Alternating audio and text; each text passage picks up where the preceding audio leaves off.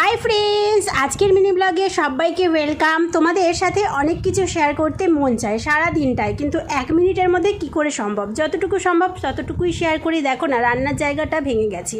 বরকে সকাল সকাল চায়ের সাথে দিলাম 2 টুকরো কেক, আর আমি খেলাম বিস্কুট। আর অ্যাজ ইউজুয়াল প্রতিদিনের মতন আজও বর অফিস বেরোনোর সময় ভুলে গেছে এই জিনিসগুলো, ওর কাজের জিনিস। অফিস যাওয়ার পর চলে এলাম রান্নাঘরে, একটু জাম মাখা করে খেলাম। জামগুলো কিনেছিলাম বাড়ির কাছ থেকেই, একটা সবজিওয়ালার কাছ থেকে।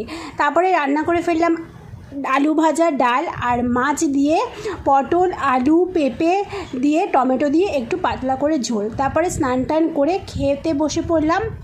মাছের ঝোলটা দিয়ে এখন খেলাম না, শুধু ডাল আলু ভাজা দিয়ে খেলাম। তারপরে করে নিলাম স্কিন কেয়ার। টক দইয়ের মধ্যে বেসন আর একটুখানি দিয়ে দিয়েছি গোলাপ জল, মেখে নিয়ে এটা 10 মিনিট রেখে ম্যাসাজ করে ধুয়ে দেবো। এই ছিল আজকের মিনি ব্লগ। ভালো লাগলে লাইক করো, সাবস্ক্রাইব করো।